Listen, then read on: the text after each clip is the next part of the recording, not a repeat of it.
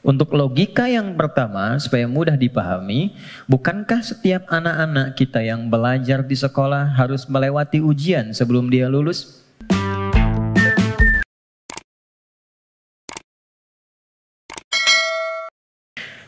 Setiap kita tidak akan luput dari persoalan, seperti yang dibahas di pertemuan lalu.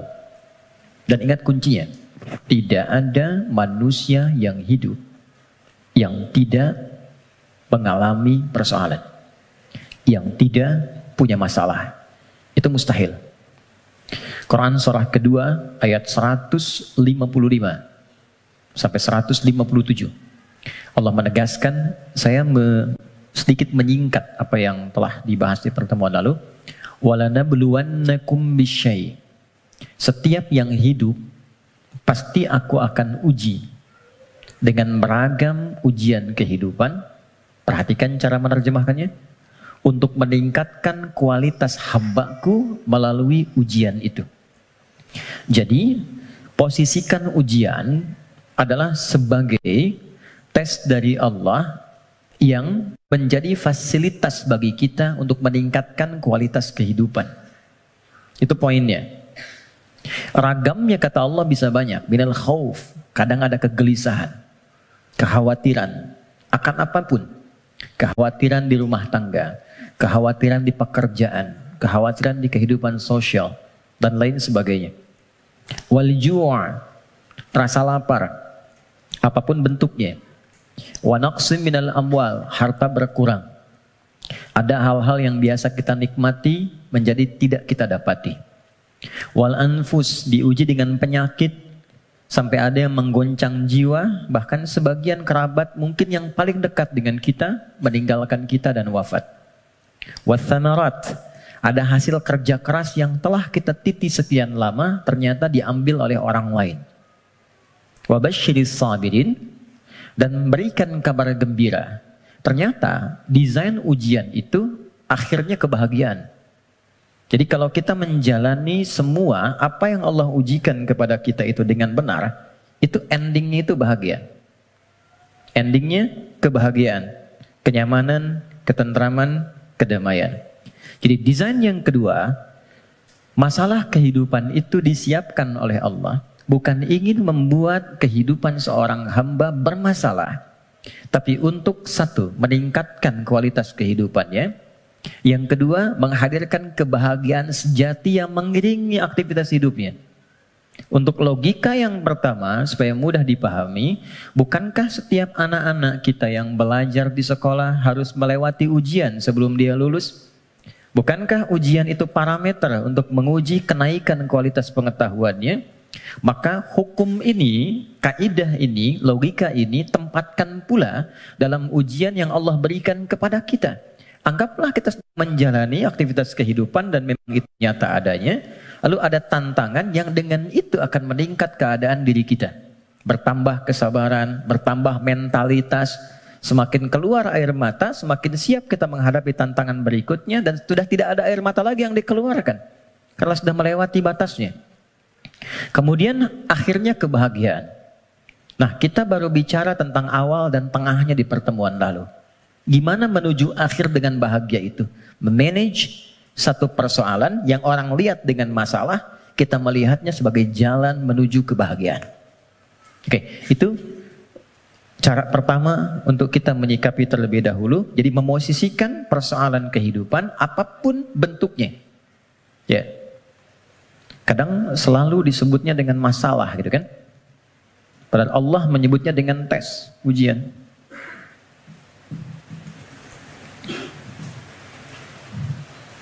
Satu, untuk meningkatkan kualitas hidup. Tadi sudah saya sampaikan bahkan dari sisi logikanya. Ya, ini macam-macam. Ada yang kaitan dengan intelektual, wujudnya kreativitas. Ibu, teman-teman yang akhwat senang mana? Anak diam atau anak aktif? Aktif. Kalau diam kan gak enak ya. Sini, gak ada aktivitas. Tapi kalau dia jalan sana sini, lompat, lari, nggak diminta lari dia lari, diminta jalan dia lompat, gitu kan? Hah? Aktivitas itu bukankah menstimulus orang tuanya untuk banyak melahirkan kreativitas? Akhirnya tahu, bisa mengendalikan emosinya, bisa menata, bisa mengiringi aktivitas. Sehingga mengatur orang yang sudah bisa mengendalikan anak lebih mudah nanti mengendalikan orang tua yang kekanak-kanakan. Jelas ya? Itu contohnya. Ada yang terkait emosional. Ada yang terkait dengan spiritual. Bukankah kalau ada ujian lewat anak, ayah ibunya yang rajin sholat, berdoa, bahkan puasa, dan sebagainya. Bukankah kalau anaknya sering bertanya tentang persoalan, sering mengeluhkan di sekolah, ibunya yang mulai curhat, bapaknya yang mencari solusi, ini meningkat ini semua. Kalau Allah nggak titipkan lewat itu semua, nggak akan mungkin muncul pengalaman-pengalaman yang kadang melahirkan nostalgia di kemudian hari. Ya, ini poinnya. 2, dan ini pasti sifatnya, apalagi di rumah tangga. Saya tanya sebentar, siapa yang ingin rumah tangganya sakinah? Semuanya ya. Dan sakinah itu babnya adalah masalah. Karena sakinah itu ketenangan yang lahir setelah tuntas persoalan itu diselesaikan. Oke. 2, tidak mungkin Allah titipkan ujian berupa aneka persoalan kehidupan kecuali menjadikan ini sebagai jembatan yang mengantarkan pada kebahagiaan. Ini poinnya. Secara teoritis psikologis kita sudah belajar di pertemuan lalu bagaimana menyikapi masalah supaya jadi ujian yang menyenangkan. Itu dulu. Kemarin setelah kita belajar, yakinkan pada diri kita nggak mungkin diuji kalau nggak sanggup, kan? Al-Baqarah 286 selesai kemarin. La yukallifullahu nafsan illa wus'aha.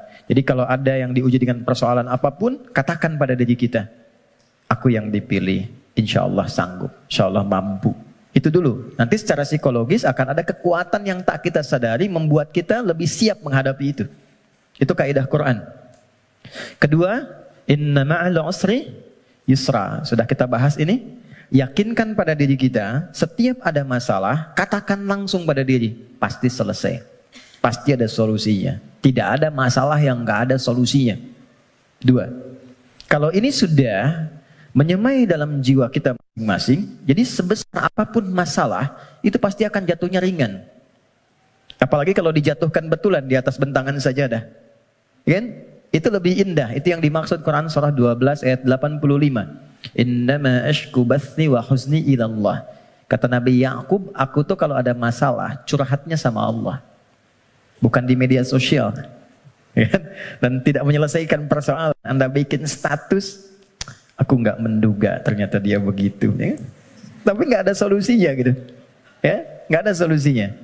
Nah sekarang apa yang tadi kita uraikan telah tuntas kita bahas di pertemuan lalu. Silahkan dilihat kembali di review videonya. Sekarang kita akan masuk ke sini. Bagaimana memanage persoalan menuju jalan menuju kebahagiaan. Teman-teman, setiap orang yang diuji ada masalah pasti butuh solusi. Dalam bahasa Al-Quran, solusi itu dikenal dengan makhraj namanya. Apa namanya? Makhraj. Pernah dengar makharijul huruf?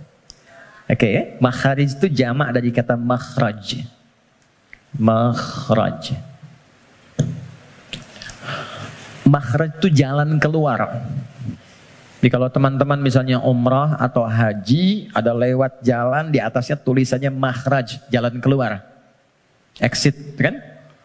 Nah, di dalam Al-Quran, setiap orang yang diuji dengan persoalan kehidupan, itu fitrahnya sudah pasti menginginkan jalan keluar. Ini saya pengen keluar, ini bahasa kiasan. Ini ada tempat penuh dengan masalah, saya pengen keluar. Apa jalan keluarnya? Apa makhrajnya? Kalau kita keluarkan ayat-ayat terkait dengan solusi dari setiap persoalan yang endingnya kebahagiaan, maka kita akan temukan satu. Quran, surah ke-65. Kita mulai dengan basicnya Quran dulu ya. Supaya nggak bisa didebat gitu. Kalau teori manusia kan bisa didebat ya. Tapi siapa yang mau mendebat firman Allah? Jadi saya mulai dengan Quran, hadis. Jadi kalau hadisnya didebat, Anda mendebat Rasulullah gitu. Baik. Oke, Quran surah 65 ayat surah At-Talaq. Akhir ayat kedua, di akhir ayat kedua, di awal ayat ketiga. Dan nanti indahnya kenapa ditempatkan di surah At-Talaq. Ya. Bahkan di titik paling nadir pun dari persoalan itu, yang kadang sengketanya, kadang di ujung seakan melahirkan perpisahan dan sesuatu yang tidak diinginkan, itu ternyata masih bisa disisipkan ending yang membahagiakan. Ya, ya kita bacakan ayatnya. Bismillahirrahmanirrahim. Langsung ke ujungnya saja, karena kita agak terbatas waktunya. Wa may yattaqillaha yaj'al lahu makhraja. Satu. Oke. Kalau saya tuliskan kelihatan ya, insyaallah ya. Dan kalaupun belum tampak secara langsung, nanti bisa direview videonya, jadi bisa terlihat lebih jelas. Saya naikkan ke atas. Waman, ini. Yang saya highlight dulu. Wa may yattaqillaha. Gini. Ya. Dan kelebihan. Wa may yattaqillaha. Nih, kuncinya ini. Saya kotaki. Baru saya turunkan ke sini, ya ja'allahu makhraja. Makhraja. Oke, kita temukan kalimat makhraj di Quran. Satu. Waman, saya baca dengan man dulu, tidak saya baca dengan tajwid. Waman. Dan siapapun. Saya agak kurang sepakat dengan terjemahan dan barang siapa. Karena saya cari sampai sekarang nggak pernah ketemu itu barang punya siapa gitu. Barang siapa. Oke. Jadi saya lebih senang menerjemahkan dan siapapun. Dan siapapun. Nah, man ini di dalam bahasa Arab tuh kaidahnya berbunyi begini. Ismun mausulun yadulu alal faradiyah. Paham? Tidak.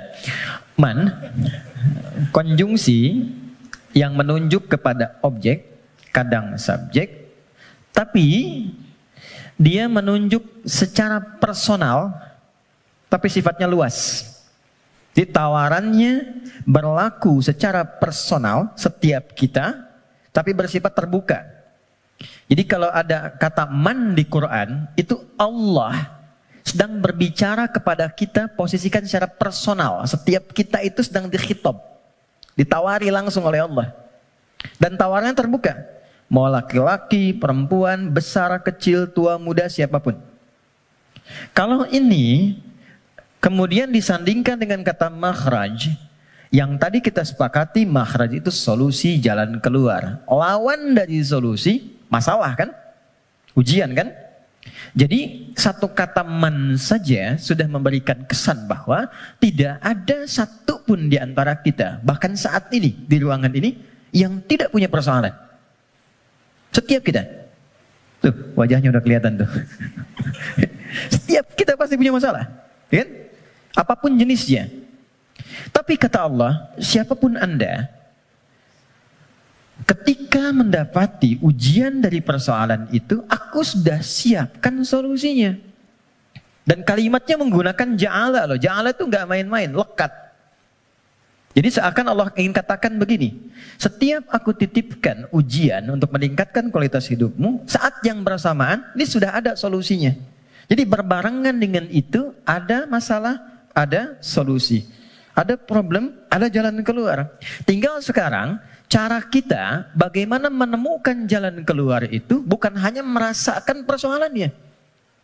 Jadi diberikan persoalan itu untuk mencari lewat itu solusi yang telah Allah sandingkan tadi. Dan cara mencari itu ujungnya adalah ini, kebahagiaan. Apa jembatannya? Kalau jembatan itu di tengah atau di ujung?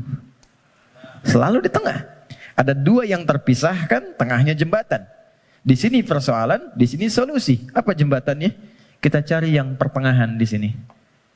Waman awalnya yaj'allahu makhraja ujungnya, tengah-tengahnya yattaqillah. Takwa kepada Allah.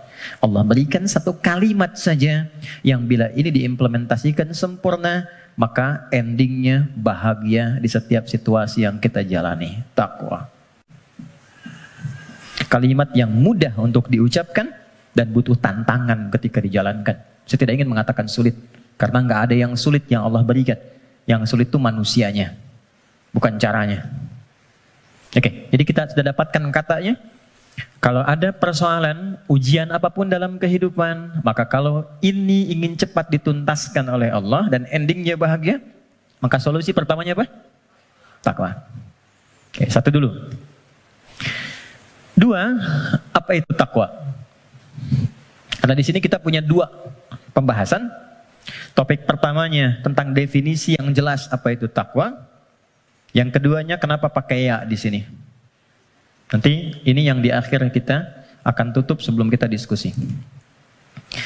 Teman-teman, takwa itu singkatnya, definisi yang paling singkat dan mencakup adalah membangun hubungan baik dengan Allah. Itu cara cepatnya. Wa may yattaqillaha, siapa yang mampu mendekati Allah dengan baik. Oke, sekarang kita terapkan logikanya. Kalau kita punya persoalan, bukankah kita akan berkonsultasi kepada orang yang kita duga mampu menyelesaikan masalah kita? Ya kan? Bukankah kalau Anda punya masalah di handphone, Anda akan datang ke counter handphone? Bukankah kalau ada orang punya masalah di kendaraannya, dia akan datang ke bengkel yang sesuai dengan kendaraannya? Oke, artinya kita akan merujuk kepada objek itu ketika dipandang dia mampu menyelesaikan masalah yang kita hadirkan. Sekarang, pertanyaannya, siapa yang mampu menuntaskan dan maha memiliki solusi dari semua masalah yang ada di muka bumi? Bukankah Allah? Bukankah yang punya solusi Allah? Yang punya harta Allah? Yang punya ilmu Allah? Karena itulah kita sering minta kan? Ya Allah, ya Allah, ya Allah. Pertanyaannya, apakah setiap yang meminta itu punya hubungan baik dengan Allah? Anda punya masalah. Lalu Anda ingin kontak teman, minta bantuan. Tapi hubungan Anda nggak baik, dikontak nggak temannya? Tapi yang paling aneh, masih dikontak kan? Ya kan? Dan nggak berharap apa-apa gitu. Dan biasanya orang yang tak punya hubungan baik, walaupun dia mengontak, biasanya harapannya kosong. Mau dibantu nggak apa-apa, mau nggak dibantu nambah kesel. Kan nggak punya hubungan baik gitu kan? Oke, nah sekarang problemnya, apakah setiap orang yang minta kepada Allah itu, maaf, punya hubungan baik gak dengan Allah? Karena sifat Allah itu gak mungkin diminta kecuali diberi. Gak mungkin dimohon kecuali dikabul. Itu ada di Quran surah kedua, ayat 186. Paling kiri sebelah bawah di mushaf standar. Wa idza sa'alaka 'ibadi 'anni fa inni qarib ujibu da'watad da'i idza da'an. Itu kalimatnya. Jika ada hambaku Muhammad SAW bertanya kepadamu, berkonsultasi untuk mendekat kepadaku, ingin datang kepada Allah. Biasanya kalau motif hamba datang kepada Allah itu biasanya dua. Satu, pengen minta sesuatu, yang kedua mau bertobat. Umumnya begitu. Umumnya. Nah, sebelum datang Allah sudah memahami karena Maha tahu sifatnya. Maka Allah jawab, ujibu da'watad da'i idza da'a. Katakan padanya, enggak usah lelah, aku sudah memahami sebelum dia datang. Wah, itu secara psikologis hebat sekali. Kalau Anda bertanya, Mas Dimas, mana ustadznya? Kok jam 10 belum datang? Iya nih, kayaknya enggak jelas ustadznya datang apa enggak. Dengan jawaban kedua, ustadz sudah dekat, sebentar lagi tiba. Mana yang menenangkan? Jawaban pertama atau kedua? Kedua. Maka Allah mengatakan, sebelum engkau tanya, katakan Muhammad pada mereka SAW, aku dekat. Setelah itu apa? Aku akan kabulkan apapun yang hambaku minta, sepanjang itu maslahat untuknya. Jadi setiap permohonan itu dikabul. Dan jawabannya menggunakan ya. Ya. Lalu kembali kepada saya jadi ujibu. Aku akan jawab kapanpun itu yang sesuai dengan kebutuhan dia. Ya, karena sifat doa itu gini, sifat doa itu mengabulkan apa yang dibutuhkan, bukan memberikan apa yang dimintakan. Karena Allah itu maha pengasih, nggak mungkin Allah ngasih kepada sesuatu yang membahayakan. Ya, kadang kalau memang betul itu maslahat buat Anda, minta, Anda butuh diberi seketika. Tapi kalau sekarang Anda belum siap, mungkin diberikannya 2 tahun, 3 tahun, 4 tahun. Nabi itu minta kiblatnya pindah dari Masjidil Aqsa ke Ka'bah. Kapan dikabulkannya? Setahun 8 bulan. Bayangkan seorang nabi, rasul, manusia terbaik, minta sama Allah, nggak langsung dikabul. Setahun 8 bulan baru dikabulkan. Kenapa? Bukan nabinya, umatnya belum siap. Ya, begitu pindah, dapat komen dari kalangan Yahudi yang ada pada saat itu di Madinah, langsung dislike, share, viral. Nggak ada yang subscribe satupun. Ya, yang ada nanti malah konflik. Jadi begitu sudah siap, sudah paham dengan esensi sholat, sudah mengenal Allah lebih dekat, baru dikabulkan. Kadang-kadang, maaf ya teman-teman, apa yang sekarang kita dapatkan, boleh jadi itu doa sekian bulan, atau bahkan tahun yang pernah dimohonkan dulu. Cuman kadang-kadang, sebagian hamba tidak menyadari itu, karena itu syukurnya telat. Gitu. Ada yang ketiga, ini yang lebih dahsyat. Allah mengganti apa yang diinginkan dengan apa yang dibutuhkan. Seperti pernah saya sampaikan, Anda punya anak, anaknya sakit, konsultasi ke dokter, ini yang terbaik untuknya jeruk. Pulang dari rumah sakit, dia merengek minta apel. Mama, apel, apel, apel. Ini nak, jeruk. Nggak mau apel. Ini jeruk rasa apel. Itu yang terbaik, gitu kan? Oke, kadang-kadang Anda minta motor, dikasihnya mungkin sepeda.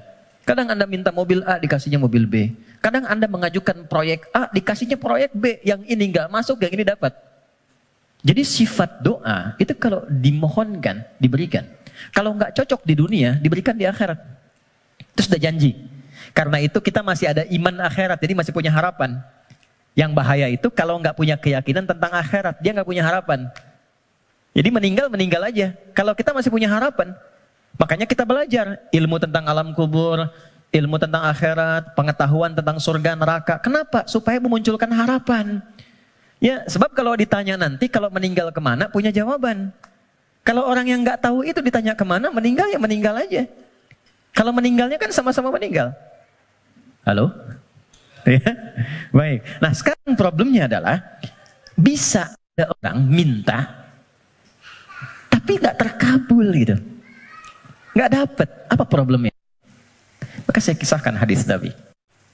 Teman-teman, thumma dzakara ar-rajula yutilu safara ash'atha aghbara. Nabi mengisahkan seorang lelaki yang menempuh perjalanan panjang. Safar. Sifat safar, ingat ya, sifat safar itu cepat mengabulkan doa. Jadi kalau teman-teman sedang safar, kalau dari segi jarak tuh di atas 82 km dari segi jarak. Tapi kalau dari waktu tempuh yang merubah zona waktu lah setidaknya. Ya, jadi kalau kita misalnya dari sini mau ke Palembang, Papua, Lampung, safar. Tapi ingat, safarnya menuju tempat yang baik. Ya, ini mau safar ke Makau, safar ke Las Vegas misalnya, itu bukan safar namanya. Memang jalan jauh tapi bukan dalam konteks yang dibenarkan. Nah, orang yang menempuh perjalanan jauh dalam rangka kebaikan, apalagi diniatkan ibadah, maka berpotensi mengabulkan doa di setiap titian perjalanannya. Maka alih-alih banyak foto dan bikin status, saran saya, isi dulu dengan doa. Isi dulu dengan doa. 2, yamuddu yadaihi ilas sama, dia mengangkat tangannya ke langit gini. Saya tidak bermaksud mengajarkan, hanya share saja. Biasanya begini yang mudah untuk dilakukan. Kalau Anda angkat telapak begini, ada garis kan ya? Ada garis ya? Nah, yang paling mudah itu begini, satukan garisnya. Ini, lalu di sini letakkannya. Nanti ada babnya, semakin tinggi dan luas permohonan, biasanya semakin diangkat semakin terbuka. Seperti doa istisqa, minta hujan. Doa istisqa itu begini. Nanti ada di khutbah Jumat, misalnya khatib begini. Ya, sebetulnya tidak diatur secara spesifik, yang penting ngangkat. Tapi umumnya riwayat mengatakan ngangkat dekat ke dada. Saya yang praktekkan begini. Nah, singkatnya, hadis sahih mengatakan orang yang mengangkat tangan dengan berdoa itu lebih cepat intinya dikabulkan dibandingkan dengan yang diam. Innallaha hayyun karimun. Allah itu maha mulia dan sangat merasa malu kalau seorang hamba mengangkat tangannya tidak dikabulkan doanya. Itu jawaban dari Nabi kepada seorang sahabat yang bertanya, "Ya Rasulullah, kalau ada seorang hamba mengangkat tangan dan memohon kepada Allah, apakah dikabulkan?" Kata Nabi, "Bagaimana menurutmu jika ada temanmu minta kepadamu sambil menengadahkan tangannya begini? Ya, Mas Andrian, tolong sesuap nasi aja." Kalau nggak ngasih malu kan? Maka kata Nabi, Allah lebih malu karena sifat rahimnya, lebih malu kalau hambanya mengangkat tangannya lalu dia tidak memberinya. 2. 3, ini kunci cepat. Fayaqulu ya Rabb, ya Rabb. Lalu dia bermohon dengan al-asma'ul husna. Cara ketiga, kalau doa ingin cepat dikabulkan, mulai dengan al-asma'ul husna. Enggak perlu semuanya. Pilih satu nama yang sesuai dengan permohonan yang kita ajukan. Contoh, Allah punya berapa nama? Ya, yang dihitung 99. Itu yang disebut dengan Al-Asma'ul Husna. Quran surah ke-17 ayat 110. Ulidu'ullaha. Kalau engkau punya persoalan, kata Allah, sebut namaku minta. Awid'ur Rahman. Sebut namaku sang pemberi tanpa batas. Maha kasih yang luas. Ayyamma tad'u, tapi kalau engkau ingin spesifik, falahul asmaul husna, pilih satu nama yang sesuai dengan kebutuhanmu. Contoh, Anda minta untuk dilapangkan rezeki. Sebut ya Allah, Allahnya dulu. Allah. Ya Razzaq. Ya Allah, ya Razzaq. Ya Allah sang pemberi rezeki. Anda belajar atau anak Anda belajar, ingin diberikan keluasan ilmu. Ya Allah, ya Alim. Pilih salah satu. Nabi Zakaria ketika bermohon kepada Allah, manusia itu berkata, kamu punya keterbatasan, gak mungkin punya keturunan. Maka beliau menyebut nama Allah sang pemberi tanpa batas. Namanya Ya Wahhab. Disingkat dengan Hab. Ya, Wahhab. Banyak persoalan ingin dikuatkan kesabaran. Ya Sabar. Ya, jadi kalau Anda mau minta, nggak harus semua disebut. Nanti yang nggak ada, jadi ada. Ya Allah, ya Razak, ya Alim, ya Sabar. Tadinya nggak punya masalah, Anda malah punya masalah, gitu kan? Oke. Dia menyebut ketiganya. Jadi dia mengatakan, ya Rabb, nama puncak untuk pemberian dengan sifat rububiyah. Dia Safar, dan orang ini mengangkat tangan. Apa kata Nabi? Anna yustajabu lidzalik. Ini susah doanya dijawab. Gimana bisa terjawab? Ternyata dia dalam keadaan sedang punya hubungan yang tidak baik dengan Allah. Kata Nabi, mat'amu haramun. Makanan dia sumbernya dari yang haram. Mashrabu haramun. Minumnya yang haram. Malbasu haramun. Pakaiannya dari yang haram. Wa ghudhiya biharamin, dan perangkat hidupnya haram. Saya pegang gelas dari tadi, saya ingin tunjukkan begini. Ini gelas masih terbuka. Gini. Man. Saya bisa masukkan apapun. Spidol, pena, even itu air, dan yang lainnya. Tapi kalau mulai itu tersekat begini, apa yang bisa dimasukkan? Kalau sekatnya masih tipis, mungkin masih bisa ditembus. Sepanjang tajam permohonan, air mata keluar, bermohon dengan lembut dan lirih, masih bisa tembus. Tapi kalau yang menutupnya semakin tebal dan kuat, bagaimana bisa tembus?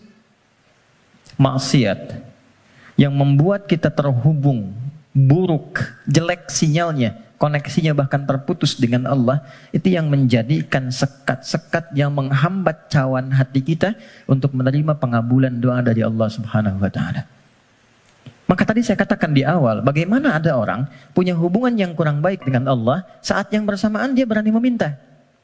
Bersyukurnya Allah punya sifat Rahman dan Rahim yang masih menampung permintaannya dan mengabulkan. Cuman hamba itu yang harus membuka sekatnya dulu supaya pengabulan itu bisa masuk ke dalam dirinya. Jadi sifat Rahman Allah menjadikan doanya tetap dikabul. cuman mental. Itu maksudnya. Ya Allah Maha Adil, tetap memenuhi janji, diminta diberikan, cuman terpental. Karena apa? Sekatnya belum dibuka. Nah, untuk membuka sekat itu dan dibangun kembali hubungan baik, itu yang disebut dengan takwa namanya. Ya. Bagaimana Anda bisa meminta khusyuk berdoa? Saya kadang-kadang suka mau senyum sendiri. Ada orang berdoa, tapi gerah juga. Minta khusyuk, tapi dia membawa perangkat haram dalam dirinya. Gambar-gambar yang tak pantas, video-video koleksi yang buruk masuk di handphonenya. Kok bisa masuk sakunya saat yang bersamaan dia sholat? Kok bisa? Nggak malu sama Allah. Kan kita mengetahui Allah maha mendalami segala hal. Allah maha mengawasi. Lalu ada orang mengumpulkan hal yang haram, bahkan dalam handphonenya, dia masukkan ke sakunya, dan dia masih senang menunaikan sholat. Dan merasa nyaman dengan itu. Apalagi dengan keadaan sadar, dia hasilkan perangkat dirinya, pakaian dari cara yang tidak benar, kemudian juga perangkat dari cara yang tidak benar, kemudian dia diuji dengan persoalan, yang Allah ingin bimbing dia untuk mendapatkan jalan keluar yang baik, tapi dia menggunakan itu dan dengan perasaan bangga dia bermohon kepada Allah. Tapi sekali lagi, karena Allah itu Rahman, sayang, kasih, maka persoalan sebesar apapun yang dirasakan dan bagaimana bentuknya, demi Allah saya katakan, pada akhirnya itu adalah jalan menuju kebahagiaan. Kalau bukan jalan kita menemukan kembali harapan cerah untuk terhubung dengan Allah, yang membuka kebahagiaan sejati berikutnya, atau memang itulah titik pertemuan dari semua keinginan yang akan dikabulkan. Nah sekarang, bagaimana mewujudkan takwa itu?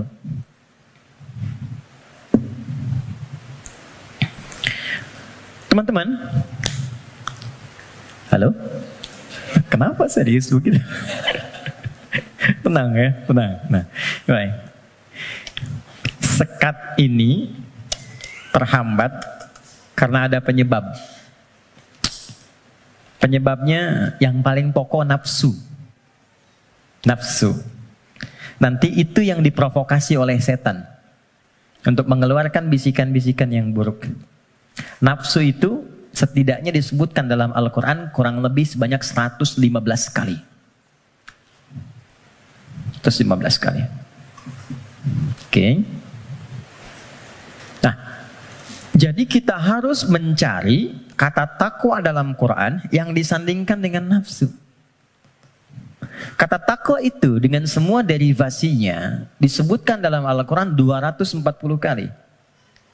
Dan yang bersanding dengan nafsu itu 115 kali. Masya Allah. Tadi masih ingat? Siapa yang menggerakkan nafsu manusia untuk berbuat keburukan? Setan kan? Setan disebutkan 88 kali dalam Al-Quran. Saya ulang. Siapa yang menggerakkan nafsu manusia untuk berbuat keburukan? Kok begitu sekali melihatnya? Setan disebutkan sebanyak 88 kali dalam Al-Quran. Saat yang bersamaan, kita pun diberikan oleh Allah itu perangkat takwa. Lawan dari nafsu. Quran surah 91 ayat 7 sampai 10.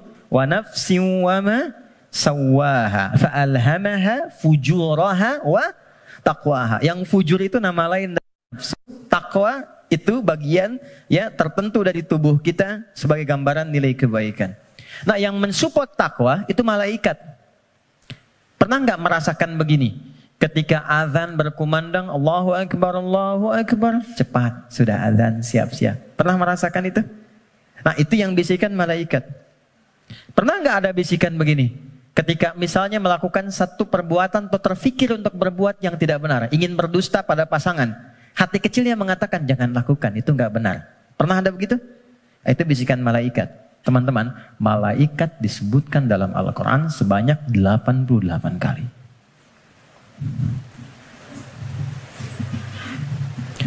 Jadi ini automatically bekerja secara bersamaan terus. Jadi kita baru bangun tidur aja, udah ada pengaruh begitu. Ya, harus cepat mengambil keputusan, di mana yang mau diambil. Makanya itu Nabi mengatakan istafti qalbak. Kalau kita ingin memutuskan sesuatu, tautkan diri kita dengan Allah, ambil isyarat dari jiwa takwa kita. Ini. Dari 115 kali ini, yang disandingkan dengan nafsu, maka keluarlah di situ rumusan-rumusan amal soleh, ibadah yang menjadi jalan sekaligus jembatan yang menghubungkan kita dengan Allah. Apa diantaranya? Jazakallah khair. 2, 3, 4. Ya, kita pelan-pelan ya. Buka Quran surah kedua. Ini bagian terakhir kita untuk materi pengantar. Surah Al-Baqarah. Oke. Ayat 1 sampai 5. Quran surah 2, Al-Baqarah ayat 1 sampai 5. Ayat 1-nya pembuka, ayat 2 sampai 4 itu jembatan takwanya, ayat 5 adalah ending kebahagiaannya. Oke. Ya, kita mulai. Pembukanya Allah sampaikan Alif Lam Mim. Aku akan berikan informasi dari firman-Ku yang mudah untuk dipahami, mudah untuk dibaca, mudah untuk diamalkan, semudah engkau mengucapkan Alif, Lam, dan Mim. Alif yang keluar di lisan, A dari rongga di sini, Lam sampai di lidah, Mim sampai di bibir. Semudah engkau berucap, semudah itu pula Quran bisa dibaca, dipahami, dan diamalkan. Dzalikal kitabu la raiba fih. Tapi engkau mesti yakin, kalau ingin mendapatkan manfaat dari Quran ini, engkau mesti yakin tanpa ragu terhadap apa yang akan aku sampaikan dan mengamalkan apa yang aku bimbingkan di dalamnya. Teruskan. Dzalikal kitabu la raiba fihi hudal lil muttaqin. Isi Al-Quran aku telah siapkan menjadi pedoman kehidupan, petunjuk hidup untuk semua kegiatan yang mengiringi bagi orang takwa. Muttaqin itu jamak dari kata taqi. Taqi itu satu orang. Quran surah ke-19 ayat 12 sampai 15. Ya Yahya khudhil kitaba biquwwah wa atainahu al-hukma sabiyya wa hananan min ladunna wa zakatan wa kana taqiyya. Jadi kalau taqi satu orang. Ya. Misalnya Mas Doni punya anak Hamzah yang bertakwa satu orang. Diberi nama Hamzah At-Taqi. Hamzah aku harapkan jadi insan yang bertakwa. Misal. Kalau banyakan itu berubah namanya menjadi muttaqin. Kalau menjadi objek muttaqin jadi subjek muttaqun. Kata Allah, aku telah siapkan isi Quran sebagai pedoman berkehidupan. Objeknya siapa? Untuk hamba-hambaku yang mencoba meningkatkan takwa. Apa jembatan, amalan untuk mewujudkan sifat takwa itu, menjadi orang takwa itu? Teruskan ayatnya. Nah, ini poinnya. Ayat 3. Alladzina yu'minuna bil ghaib wa yuqimuna shalah. Oke, satu. Teman-teman lihat baik-baik. Disebutkan dengan kata alladzina. Saya pernah sampaikan di banyak pertemuan. Alladzina disebutkan sebanyak 1080 kali dalam Al-Quran. Dan menunjuk pada semua objek tanpa batas. Siapapun. Bedanya dengan man. Kalau man itu sifatnya personal tapi terbuka. Kalau alladzina sifatnya komunal dan terbuka. Kepada semua langsung tanpa kecuali. Seakan Allah ingin mengatakan, hei, kalian ingin jadi orang takwa? Aku buka kepada siapapun. Aku tidak batasi untuk si fulan. Takwa itu bukan definisi untuk ustaz saja. Untuk kiai, habib semata. Tidak. Siapapun. Ya, Anda mau profesi A, profesi B. Sepanjang Anda manusia, Anda bisa menjadi kalangan orang takwa. Saking kasihnya Allah, semua diberi kesempatan yang sama. Tanpa beda. Syarat pertama, kata Allah, alladzina yu'minuna bil ghaib. Orang takwa itu cirinya dia berusaha meningkatkan imannya. Kalau di terjemahan teman-teman lihat beriman kan? Tapi kalau kita lihat dari karakter gramatikal bahasa Arabnya, pakai ya di situ bentuknya jama'un, yu'minun, ya itu bentuknya kalau kita tarik ke dalam bahasa Inggris misalnya bentuk present, continuous, and future. Ada progresif, kontinuitas. Jadi kalau kita menemukan satu kata ada ya-nya, artinya di situ ada usaha terus meningkatkan sampai kapanpun. Alladzina yu'minuna, Orang takwa itu, dia bukan sekedar beriman. Kalau sekedar beriman, baru beriman amanu namanya. Amanu itu baru beriman. Oke? Tapi kalau dia mau menerus meningkatkan imannya supaya lebih kuat, maka berubah katanya dari amanu menjadi yu'minun. Satu, diniatkan untuk meningkatkan iman.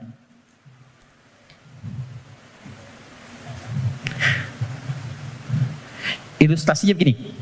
Tadi subuh jam berapa? 4 lewat berapa? 4 lewat 8. Ada lagi yang lain? 4 lewat 5, 46, 48. Kita ambil 48 ya. 4 lewat 8. Allahu Akbar, Allahu Akbar. 4 lewat 8. Begitu dipanggil, Allahu Akbar, Allahu Akbar, bangun.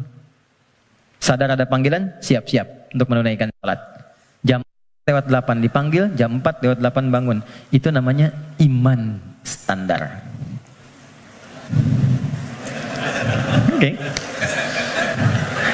Bukan kuat, iman standar. Oke. Baik, gini. Teman-teman, kerjanya jam 8. Datang jam 8, standar gak? Standar kan? Ya. Kerja jam 8, datang jam 8, standar ya? Standar. Kalau Anda datang jam 7, itu baru istimewa. Ya, itu baru kuat, bagus. Dipanggil jam 4 lewat 8, Anda siap-siap dari jam 3.30. Nunggu panggilan, kan? Itu kuat namanya. Dipanggil jam 4 lewat 8, nunggu dari jam 2. Istimewa. Ya. Yang sering terjadi itu begini, dipanggil jam 4 lewat 8, baru sadar jam 8 lewat 4 tuh. Ya. Okay. Ini problemnya. Dan masih menuntut untuk solusi segera gitu kan. Nah, ini. Nah, teman-teman, jadi orang yang yu'minun itu, dia tahu dia beriman, dia tahu dia dipanggil sholat, tapi dia ingin selalu meningkatkan keimanannya. Maka dia naikkan, biasa dipanggil jam 4 lewat 8, jam 4 dia mulai bangun. Naik lagi jam 3.45, 3.30. Semakin Anda mampu meningkatkan itu, dan nanti ada rasa dalam jiwa. Ya, petunjuknya begini. Biasanya kalau iman sudah mulai meningkat, dalam bab sholat itu, ada orang yang ketinggalan sholat sunnah, itu hatinya gelisah. Padahal yang fardu itu belum dipanggil. Karena biasa tahajud, subuh 4 lewat 8, dia bangun jam 4 lewat 5. Lalu ketika dia lihat jam, ya Allah terlambat saya. Padahal subuh aja belum. Nah itu jadi akan melahirkan satu getaran pada jiwanya, yang bahkan memosisikan ibadah sunnah itu kehilangan, jadi sesuatu yang sangat mahal. Kalau yang ini yang standar, atau ini yang di bawah standar, kadang-kadang terlambat sholat fardu pun biasa aja. Ini, ya. Nah ini yang dimaksud yu'minun.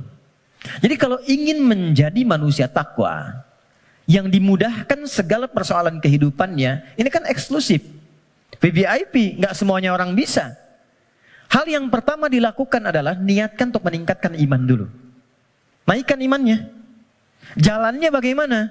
Amalannya langsung. Cara meningkatkan iman itu satu, wa yuqimunas shalah. Perhatikan tulisannya teman-teman di situ. Ya, biarkan saya saja supaya antum fokus untuk melihat, ya, dan bisa maksimal untuk mengamalkan.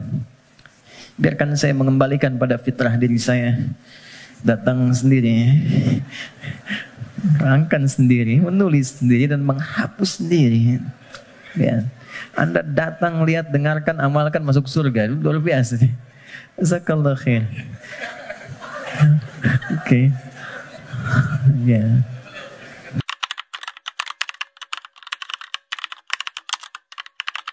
チャンネル登録お願いね。